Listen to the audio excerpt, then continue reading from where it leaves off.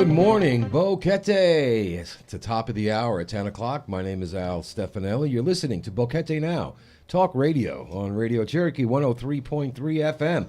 We are sponsored by Big Daddy's Grill and the ACCB Boquete. I want to welcome Jim Kavney to the show. Welcome to the show, Jim. Well, thanks for having me. This, I got to tell you, I'm fascinated with snakes, actually reptiles in general. When I was growing up, all my friends, they had cats and dogs, the occasional parakeet. And I had snakes, I had lizards, I had tarantulas. Those were my pets, and I had rats too. Exactly. And, people would ask me, well, why would you have, they make great pets. And of course, there's a lot of myths and misinformation out there, particularly about snakes.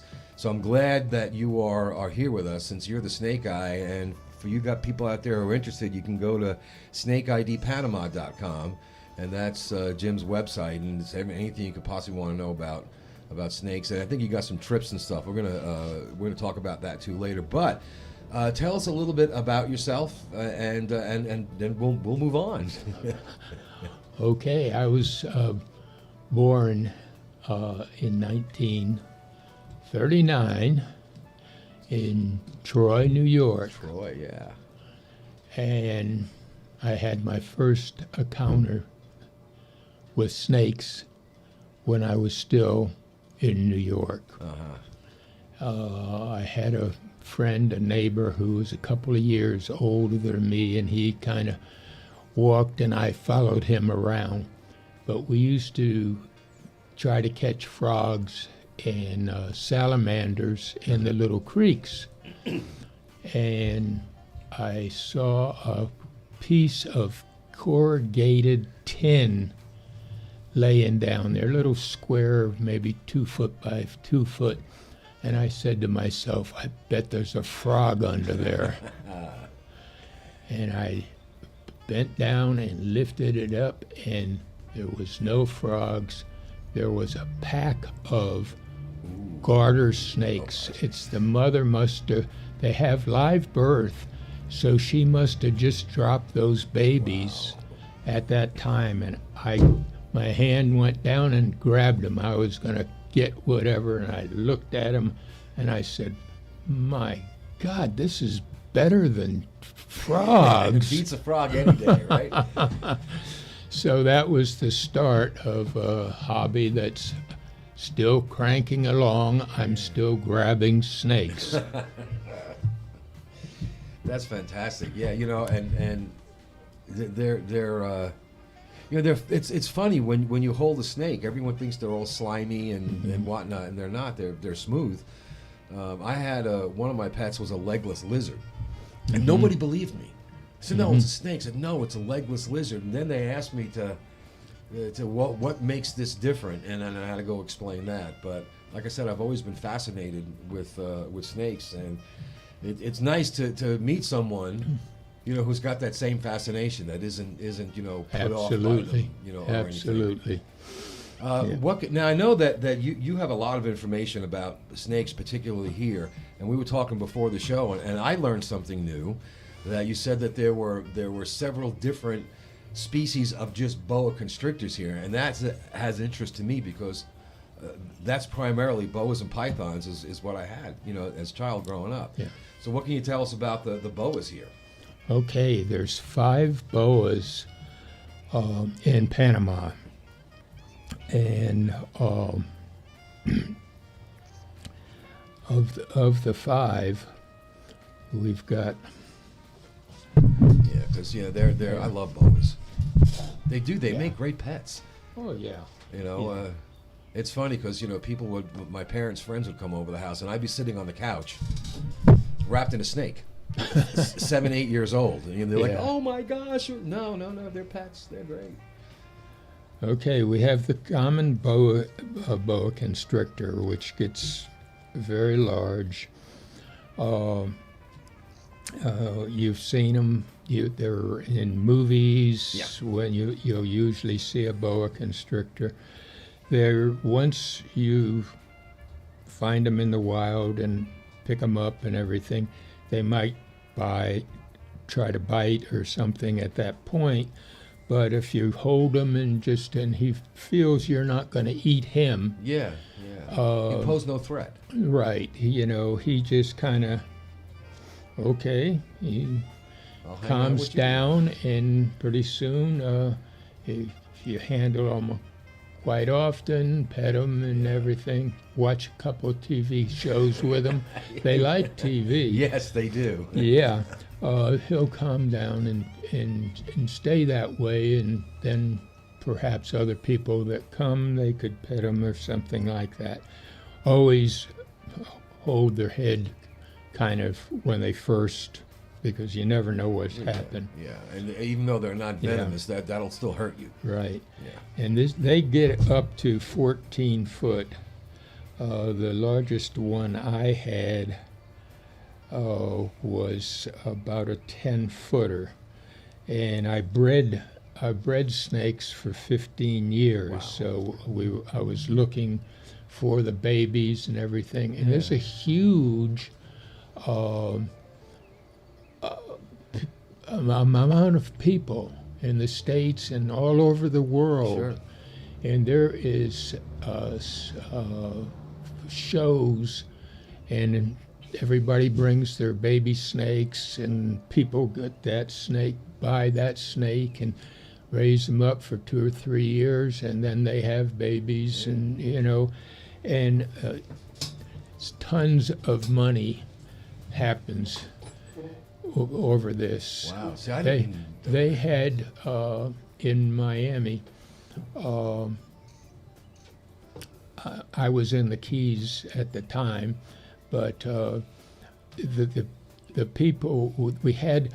What happens when you find an albino snake? Oh, I've heard about it. I've never seen You one. take a albino snake, and even if it's just a little bit of the it's not total from one end to the other, but you'll get a portion of the babies that from that snake, whether it be the male or female, with a common one, and then you get some babies. When the first about 15 years ago, when they first got a Boa Constrictor that was somewhat albino, the babies were only $40,000 each. Oh, that's all. Yeah, just Yeah. 40 grand each. Yeah. Yeah. Okay. I bet I got your attention now. Right? Yeah. Man, and I've never seen one. I've heard about them. Obviously, Yeah. I've seen pictures of them, but And I've never actually seen them. now, at this time, I have to look at colorful snakes on my phone or wherever I'm on a herp group or something like that, and I'll have to make sure it looks like a boa, but I'm not sure it is a boa because I just can't believe the color. Oh, yeah. Because they have them. And then I had a boa that I got in Costa Rica years and years ago, and I was breeding that one, and I got some stripes instead, not long ones. It wasn't from one end of the Right. body or the other. It just had some, instead of this kind of square pattern, it was elongated and everything. And I sold those guys even at that, the babies, just with a couple of those, at a higher price, because I knew They were rare. that was they have developed over years stripes on the boa. Wow. Yeah. I'm in the wrong business, Jim. I had a lot of fun doing that. I bet you I just did. loved it. I just loved it. Yeah. All right, so one of the other boas, an Annulated Tree Boa. This guy gets up to about 5 foot.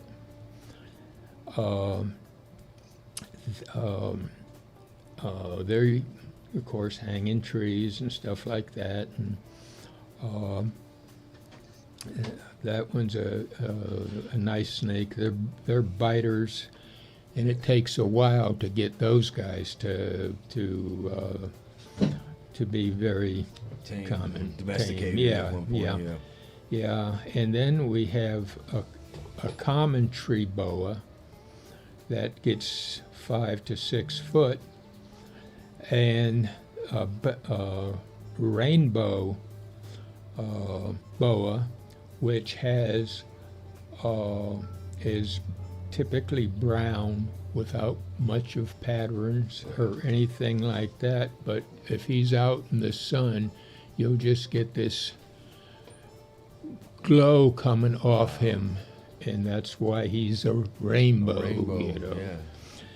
And everybody, most people think that there's just one boa constrictor, but in a lot of countries, they have their boas that I don't even know about. And then the last one is a dwarf boa, sometimes called a Vermillion Boa, because they get up in the trees, the palm trees, and stay up there. And that guy, he only grows to 2 foot.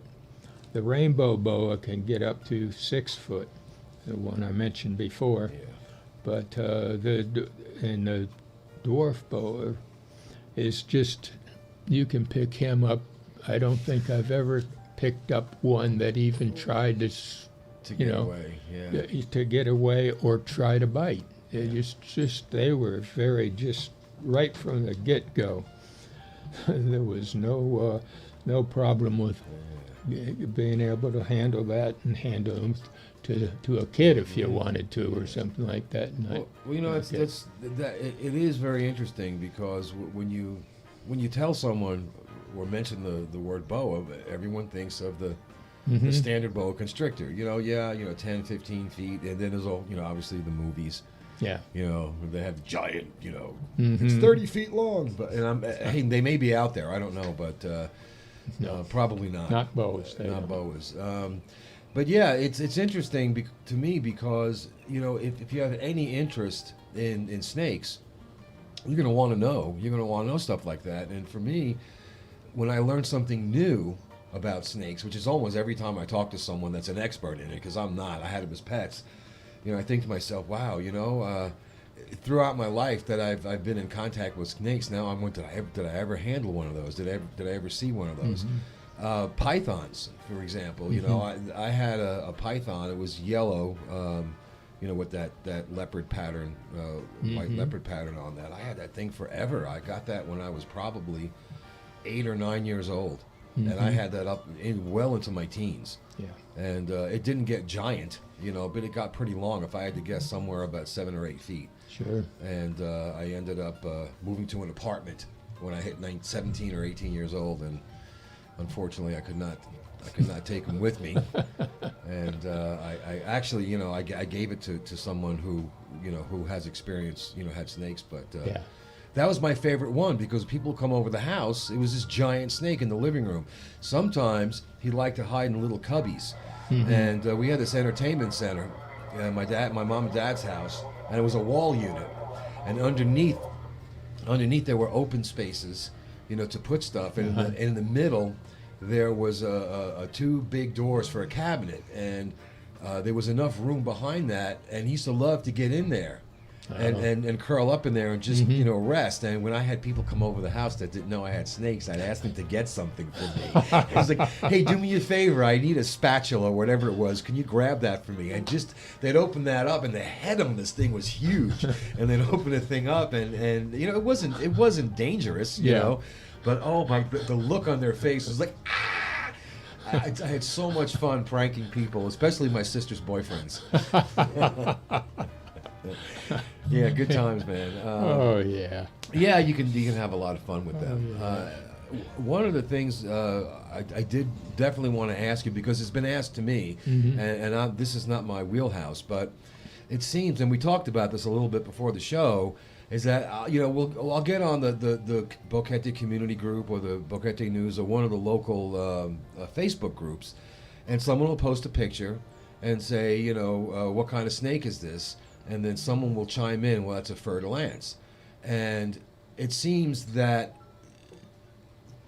it's always a fer-de-lance. These are all different snakes. I have no idea what a fer-de-lance looks like. I wouldn't know if it came up and bit me, which I hope it never does. But how do you recognize these? How dangerous are they? How venomous are they? And what do you do if you get bit, or how do you just avoid them? Okay, fer-de-lance is a very, very, very dangerous snake. Okay.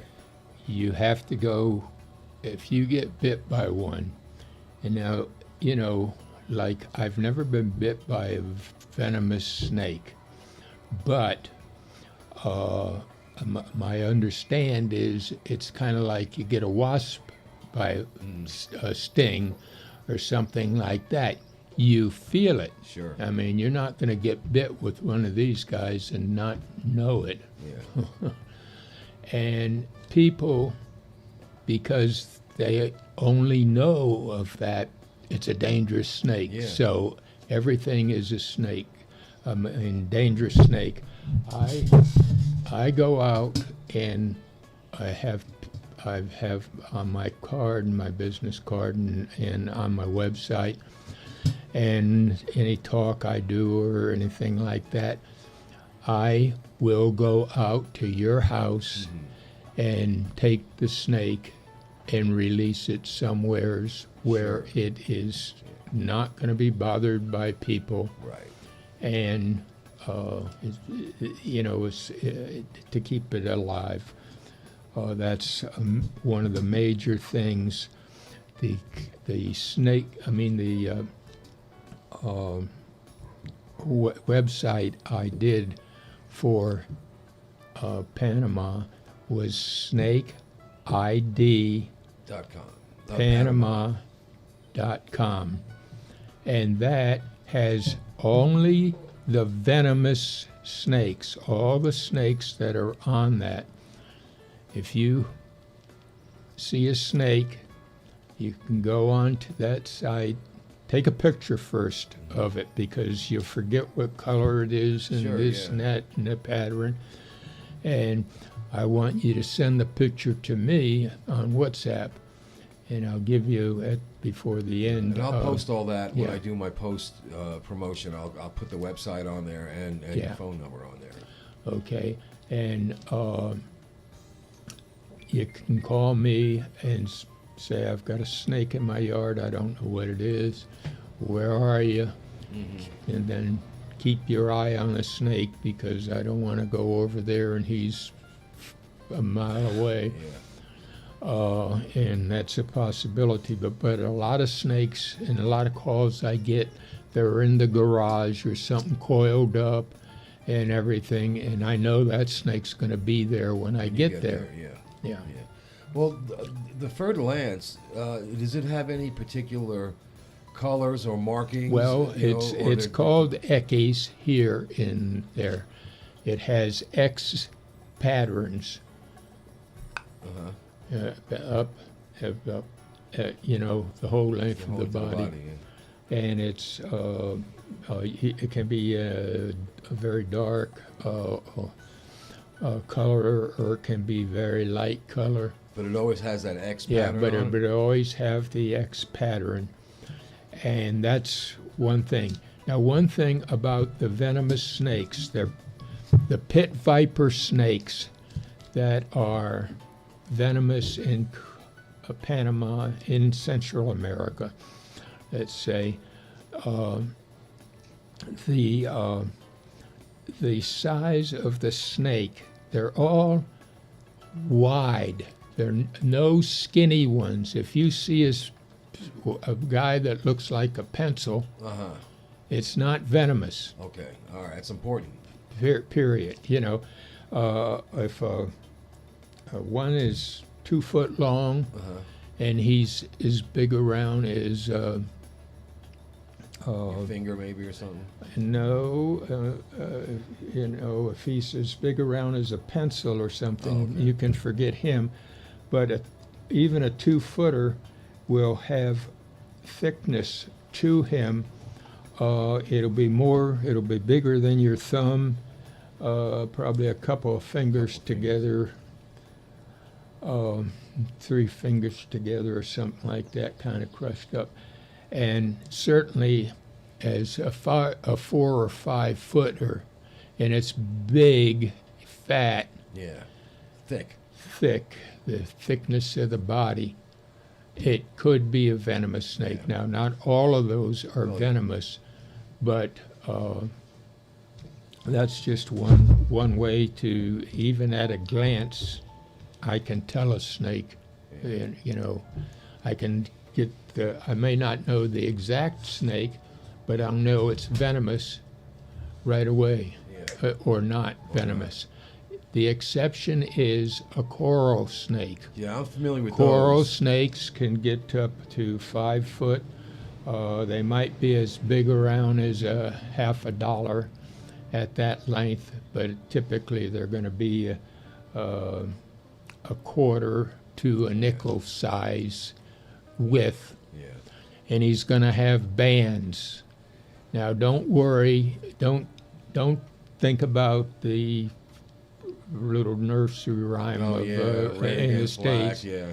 Yeah, in Central America, it works in the States, but it does not work in Central America, South America, Yeah, so forth. yeah, I've heard that. Red and yellow kill a fella. Yeah, Red yeah. and white, you'll be all right. And yeah, you don't want to do that. Yeah. How is there an average length to the fer-de-lance, for example? Is there if you can't see right away that X pattern, is there a 15-foot fer-de-lance? I mean, what's the average? Fer-de-lance is probably up to 6, maybe a little more than 6.5 or something like that. That's a big one. Yeah. And there was one crossing the road one night, and I wanted to get him off the roads. I stopped before I got to him. I could see him a long ways away. I pulled up, had the headlights on there. I took my snake hook, and I walked up close to him, and he was moving off, but I saw the lights of a car, and I wanted to hurry him up, and I touched his tail with my snake hook, and in a nanosecond, his head was where the tail, he came Whipped around. right around, fast. I was sitting there with my mouth wide open. I couldn't believe How fast that happened. Well, if you get bit by one of these, and I know you said they're very dangerous snakes, and people should always respect. Yeah. But what you get bit, what happens next, and how long does that take? Okay, don't put a tourniquet. Oh. The tourniquets are out. They're 1950s way of doing it. You don't do it anymore. You get the keys out of your pocket and go to the hospital right away. Yeah. I mean, right away. And, if you've got somebody with them, of course, let them drive. Well, how long from when you get bit, how much time do you have before it gets to where it's, It depends. The snake, if he hasn't eaten for 3 weeks, you're going to have a lot more venomous. You're going to get a lot more venom than one that just finished his breakfast or something. Yeah, sure. So that type of situation, you're in a life-threatening situation. So does it paralyze you? What does the venom of the fer-de-lance do offhand? I don't know what it does, but I don't.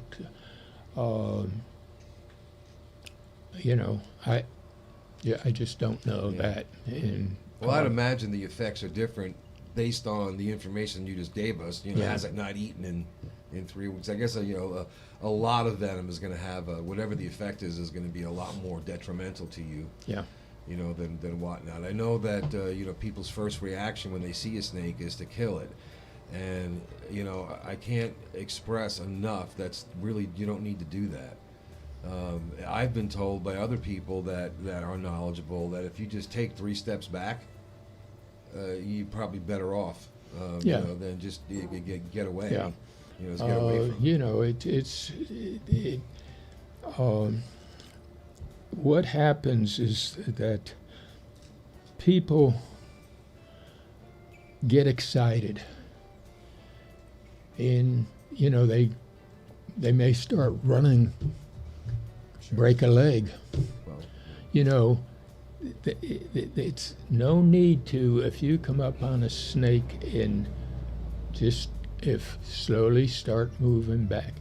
Don't do anything. Don't go to the snake. Just step back no sudden movements. and get going. You get 10 feet away or something like that. Go get in your car or close the house, go in the house or something, and just let them be. Yeah, and call me. Take a picture. Yeah. Pictures very important.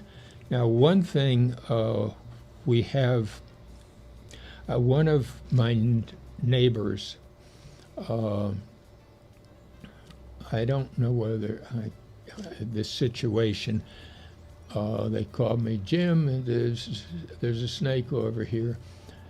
And I don't know whether they killed it or it had been killed or something like that, but it was dead when I got there. And it was a snake called a musarana. That is the common name for it in certain areas. It's Clalea. It gets up to about 8 foot. Now here's what it looks like as a juvenile. When it's born, it's going to have a red on the tip of the nose, a black band across the top of the head, a yellow band on the back next, and then the rest of them's going to be red all the way down. Oh, well, that's got to be a nice looking snake. It is a beautiful little snake. And that snake is they eat venomous snakes. They're good to have around, like a king snake. Exactly. They are they have immunity to all the venomous snakes, and they eat them. And I told those people, I says, I said, I don't know how he got killed. I mean, but I hope you guys didn't kill him, because he's your best friend. Yeah. You want him in your yard because the fertilance, if he comes in there, he's coming for dinner. Yeah. Somebody else is eating the dinner. Yeah, someone's eating what's eating. We're going to eat you. Yeah, we had king snakes in Georgia. Yeah. That I've always, my kids and my grandkids know, enough now from what I've taught them and what my wife has taught them, that don't kill it. Come get us. Yeah. And I've had to remove. I call people. I don't handle snakes. Mm-hmm. But one day, my granddaughter, they were living with us at the time, and they were young, maybe 5, 6, and they had them and my daughter. We had an apartment that was on the bottom floor of our house, and they lived in there. And my granddaughter comes up. She goes, "There's a snake," Mm-hmm. and we're like, "Yeah, okay, let's go take a look." And we went and opened the door that went down to that apartment, and there's a king snake, or they call them black snakes in Georgia, on the steps, and Mm-hmm. it was like 7 or 8 steps, and they knew right away, from my reaction, not to kill it, And then I had to give them a lesson. You know, this is a black snake. It's a king snake. It eats things that are going to hurt you. So they said, okay, so it's a good snake. I'm like, yes, it's a good snake. And I put it out. We had chickens. Yeah. You know, we had chicken coop, chicken run out back, Right, and you know, there are some snakes that they eat the eggs, or Sure. will attack the chickens. And again, people have told me this. I'm not a snake expert, but they've told me if I ever find a black snake or a king snake, just release it outside because it will keep your chicken safe. It will keep the chicken eggs safe, and it will eat other poisonous or venomous things. So, what was the name of that snake again? Clelia, Musarana. Musarana. Is that what's it commonly known here as? Is it Musarana? I don't know what they call it, Yeah. but that's one of the names. I guess it's Musarana. Must have come along in Central America because that's not an easy one to remember. Yeah. Are they common here? I mean, is it something that if you see, you can recognize it and then leave it alone because knowing it's going to Right. protect you? Then I did this. You got going Yeah. in something else. I tend to I do haven't that. finished with the snake. Okay, Yes. I told you the head, and they all Right, the red. all red. He has a white belly, and he grows up. By the time he's 5 foot, he is totally black from one end to the other, except for the belly, and that is a Clelia. I came across one that had been hit by a car just as I was making the bend, and I saw the snake, Rolling down. wiggling and everything. I got out. It was at least 10 foot long, and he's probably, with that, he would probably eat 100 snakes a year or something like that. Do you think it survive or? No, No, that's too bad. I've tears in my eye. Yeah, I bet. That's Yeah, sad. it was just horrible. But okay, That's sad. I hate seeing that. You know, I realize I see dead snake in the road, and I'm like, man, Yeah. it's really sad. And I know you had come prepared, with some notes because I mean, we only have an hour, and we've eaten up about 40 minutes of that. So I want to make sure we get to, the other information that you brought with you. Ooh. Okay. Yeah, let me. Yeah, it's a lot of people here are very interested in this. I really didn't know because where we lived in the rural South, it was just kind of a part of life, and no one really ever talked about it. But I noticed there's a lot of people that are talking about snakes here, and there's a lot of people who are very interested in this subject. Yeah. Well, I have my business card. I have my Panama number in it. I have my WhatsApp number. I forgot to put in the +1 305 393 2732.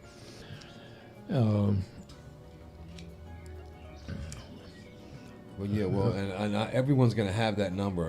And Okay. all the information. I'm going to put that Yeah. on our Facebook page. I want people to know that you're here. Yeah. That you're available for this. Yeah. And you're willing to accept phone calls and pictures, and you'll get in your car and drive out to someone's house. Obviously, if they're in Santiago, good luck. But Yeah. if they're local here, it's really good to know that there's someone who not only knows about this stuff, but knows how to handle them and is willing to come out. Yeah. I'd rather see that than someone take a machete to it. Oh, yeah, absolutely. Absolutely. You want me to go over this? Yeah, go ahead. Okay. The website is snakeidpanama.com. Okay. My address, the Panama phone, is 69103323. WhatsApp is +1 305 393 2732. Now, if you're putting this down, what I would suggest is that you put it under Snake, not my name, which is Jim Kavney, Kavney, because when you see a snake, people get excited, Sure. kind of forget what they are doing and everything, and if it's real close to them, when they happen to first see it, they're liable to try to run into a tree or something. Yeah. Be careful. So put it under a snake, all caps, exclamation points. Yeah, put it under, that instead of say, what is that guy's name? What it, Yeah. I mean, if you put it in on your phone, you have to go through the whole alphabet and you might miss it. Yeah. Put in Snake, then put in the information about Jim and his phone numbers. All right. Then I'll put that down too. Make sure people do that. Yeah. So you've got some more information. I know you brought your notes here, and so that tells me that's stuff that you would like to get out there. What else have you brought for us? Okay. The most typical, the most popular snake that comes up is a cat-eye snake. It's a small, harmless snake that gets up to about 2.5 foot, and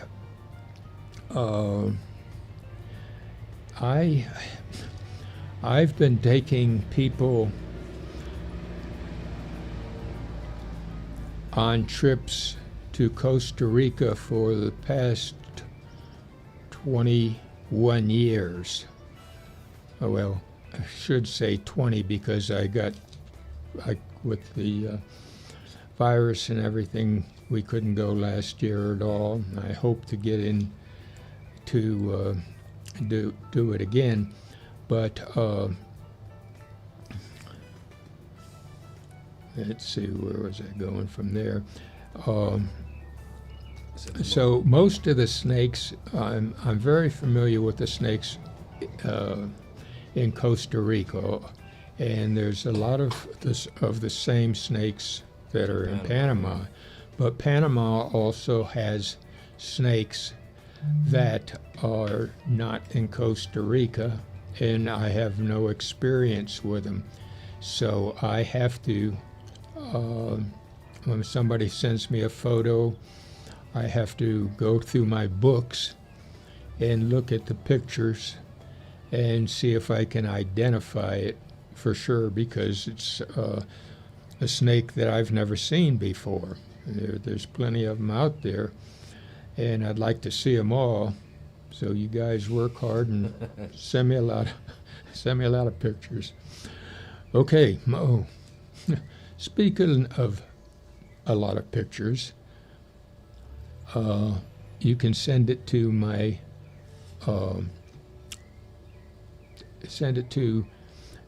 Jim.Kavney, Kavney @gmail.com, and that's the best way to get hold of me. And if you try to call and you don't get it or something like that, just call back or whatever you can do. Get a hold of you that way. Yeah. How many types of snakes are in Panama? Do you know offhand? Yes, I know how many are there. Let's see here.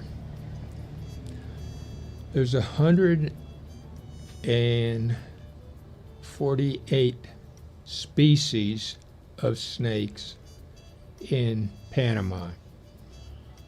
Only 26%, only 26 of those 180 are venomous. So that's The like rest 12%, are isn't it? harmless. Yeah.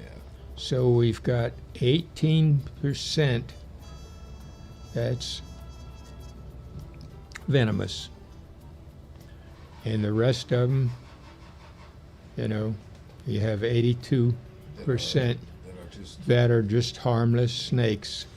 So And the that's, venomous ones aren't. Did they? You know. And again, correct me if I'm wrong, because someone else told me this, that a large majority of the venomous ones we'll never see. They're in the jungle. They don't come into populated areas. yeah. Yeah, well, they, you know, populated areas, they can go wherever they want. Sure, yeah. You Well, know, and that's it. They had the whole thing before the first house went they in. were here before us. Yeah. And they don't read very well, and they don't study about staying away. So you might see them. Yeah. But a lot of people, they'll never see a snake in their life, you know, in the wild. Well, you know, I spent a lot of time, you know, in rural areas, but I grew up in New York City. You know, not very. We had rats the size of Volkswagens. You know, but really, the only time you saw snakes is that people like me had them as pets. Yeah. And you had to travel a pretty good way to find a pet store that would sell them. Sell them to you. So this wasn't something that I, you know, grew up with where I'd see them in the yard. We see garter snakes, the little green, Yeah. you know, foot long, tiny little things, and but we never saw anything that, you know, I would consider, you know, this is really interesting, which is probably why I ended up having them as pets. But I know here, and also where I lived in the rural South, you know, everyone went by that little nursery rhyme, you know, that you had talked to earlier, and that has come here. A lot of the expats have brought that here, and you had said that pretty much doesn't work here. It doesn't matter. It could be red against yellow, red against white, and you can still find yourself in trouble. Yeah. One more venomous snake I want to just mention, you may see when you go to the beach. You might get washed up on a wave or something like that. They are black and yellow color, and they have a paddle tail.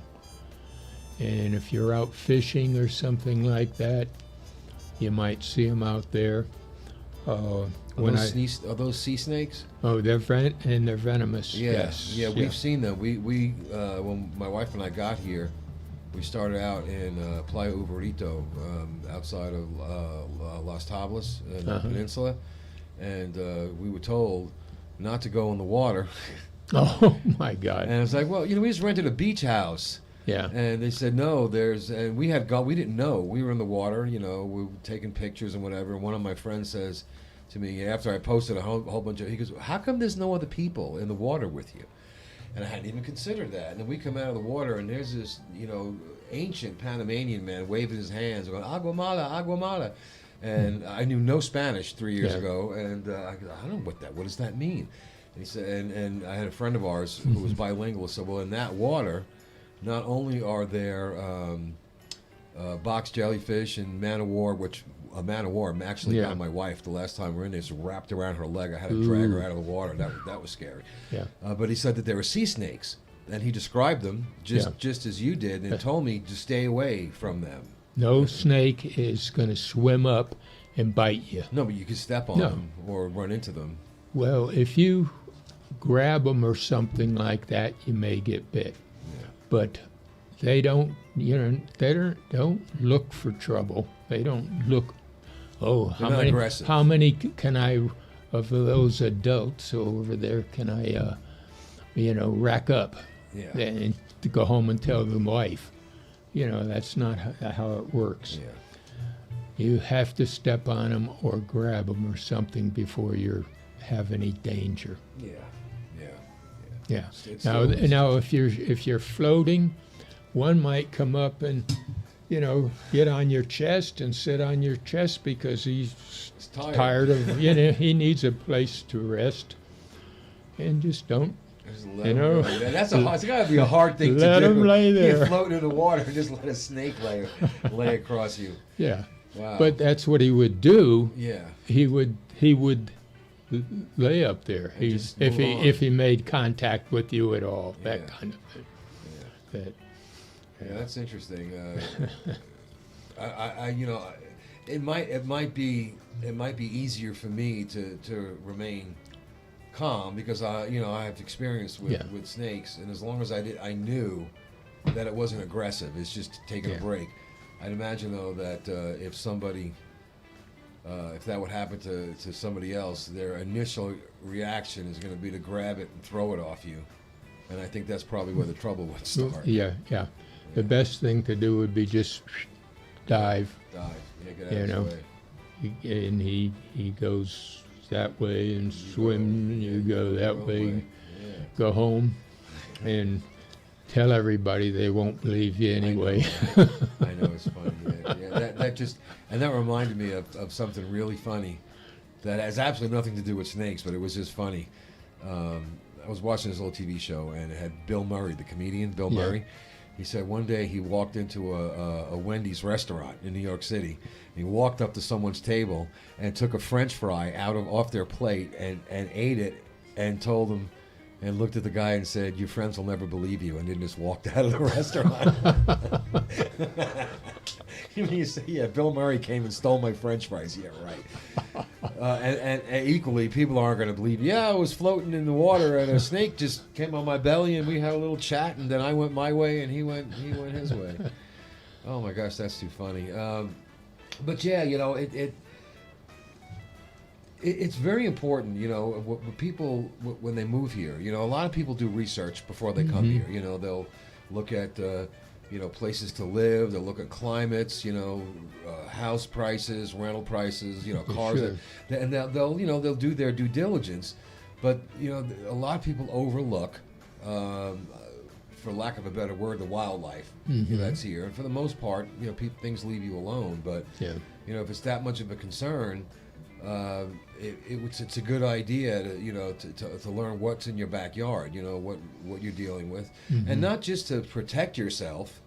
Obviously, you want to do that, but to understand that the initial reaction is chop something head off because it's in your yard is not really the right way. As far as I'm concerned, especially. When your whole attitude is kill it and then ask questions. Sure, it might be a musarana that's going to grow up to eat 100 fertilances. Yeah. But even with the things like with scorpions, there's a lot of people that have bad experience with scorpions. I don't know anything about. I know what they look like. People have told me the smaller ones are more dangerous, than the bigger ones, and they hurt when you get. I've been stung by wasps and bees, but one of the things when we look at a place to live is where are there entry points, to where small snakes can get in or bugs can get in, and then that's up to you, to close those holes up, not to your first reaction is to see something in your house and kill it, Well, you left the door open, and like you said, they can't read. They don't put thresholds. No. Down here, so you can sweep the dirt out of the house. Right. That we bring in on our shoes and what have you, and that's the dumbest thing I've ever seen because one of the guys in my subdivision had a snake that came under his front door, it was a harmless snake, and he took a towel over it, put it over it, and picked it up and took it out and took it outside and threw it away. A couple of weeks later, another snake comes in. This one, he didn't bother with a towel to pick it up. And it was a coral snake. Yeah, probably not a good idea to pick that thing up. Yeah. Well, he got bit. He got bit. I got the call, and I said, right to the hospital. And everybody we have a group on WhatsApp, and everybody's talking and praying and this and that and everything like that. And I says, there's a possibility. Coral snakes have their fangs in the back of their mouth. Oh. So if they just hit you, you might get some blood. Sure, yeah. But there's no injection. They have to bite you and chew to get back to the fangs where there. Yeah. I says it may be a dry bite. And everybody's right now, I hope we get a tri-bite. Oh, no. And of course, it was a tri-bite. Yeah, well, And that was fortunate for him, yeah. Yeah, but it's just you should not, if you are not experienced, if you're going to do one, take a trash can, say a rectangle trash can or something like that, and a broom, put it down there and sweep them in it, pick it up, put the top on it, take them out, dump them. Yeah. Don't pick them up Yeah. and take a chance when you don't know for 100% Sure. that it's venomous, that it's not venomous. And if you have one of those, it's funny you mention that, because that's one of the first things that we noticed when we got here years ago was there's no doorsteps. There's so what we've done in the instances where the door isn't almost up against the floor, because sometimes those contractors, they're on the ball. They'll get that door a millimeter off the floor, but more often than not, there's a decent gap there, and we just you just go to Do It Center and pick up that metal strip with the rubber on it, and screw it into the door, and we've done that. But you really need to go throughout your house, because there's gaps. I've lived in houses where there's gaps in the windows, a half an inch or an inch. Yeah. And I've gone there with caulking and putty and whatnot and trying to seal it up. I mean, you're not going to keep everything out, but if you got a space big enough for a large, insect or a small snake to crawl through, spend the $5, on the door threshold and screw it in there. Landlord probably pay for it if you're renting. But yeah, it's always good to be informed. And it's always good to have a resource, like yourself, that you can rely on to take a picture of a snake, to send it to, ask, hey, is this something I should be worried about? Can you come and get rid of it for me? I don't want to kill it. And I can't stress enough, don't just kill stuff. This is part of our environment. This is part of our ecosystem. Absolutely. And they have a right to be here just as much, probably more, right? Since they've been here, since before. So, like I said, when I do the post show promotion, we're going to give them all the information that you gave, your phone numbers, your website information. Where to send the pictures to, your email and whatnot, because I would really rather have someone to call you. Yeah. And there's other people in town here. Mike Hill comes to mind. He's a marine biologist, but he's also a snake aficionado. I've had him on the show a couple of times, and he's given his number too. Yeah. So there's several people here that are willing to come out. Yeah. And safely remove snakes from where you are. We got a couple of minutes left. Before I close the show out, is there any one single piece of advice that you can give my listeners about what to do? If you had to tell them one thing. Oh, one thing that I haven't told him. Yeah, go. Yeah, Oh. sure. Yeah. I told you the hour goes by quick. Yeah. All right.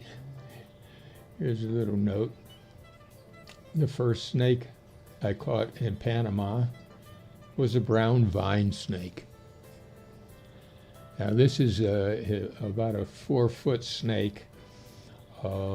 Has brown, and he looks, when he's in the, he looks like a vine. Like, okay. That's the vine snake, and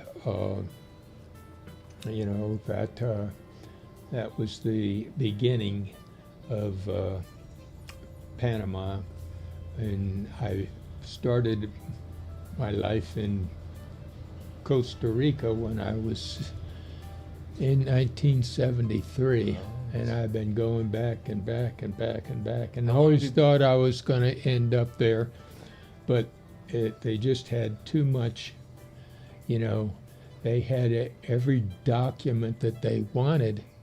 It could only be not more than 6 months old. Oh yeah. And they sit them on, they get something and they don't work on it or something like that for 8 months, and then they give it back to you and say, no, we can't take this. At times, you're better off here, though. Yeah, You're absolutely. definitely better off in Panama is Panama. great. All right, well, we're pretty much at the top of the hour. Jim, thank you really for coming on the show. My pleasure, pleasure. And we'd like to have you back because I know that there's more.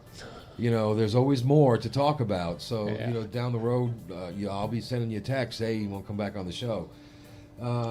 Again, we've been talking with Jim Kavney, Snake ID Panama, and I'm going to give you all that information. Just look for it on our Facebook page. Again, thank you, Jim, for being with us. You've been listening to BoqueteNOW Talk Radio on Radio Cherokee 103.3 FM, sponsored by Big Daddy's Grill and the ACCB in Boquete. Thank you for your time and attention. Y'all have a wonderful day, and we will see you next week.